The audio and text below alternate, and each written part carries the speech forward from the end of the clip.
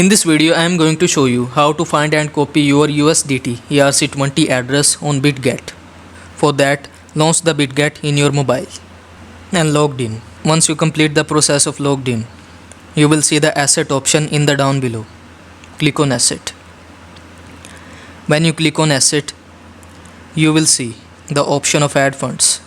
Click on add funds. When you click on add funds, deposit crypto option will appear. Simply click on deposit crypto.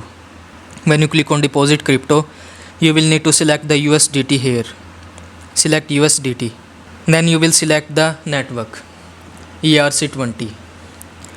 Then the QR code and the wallet address will appear on your screen, from where you can copy your address and paste it on your Bitget wallet and get the USDT.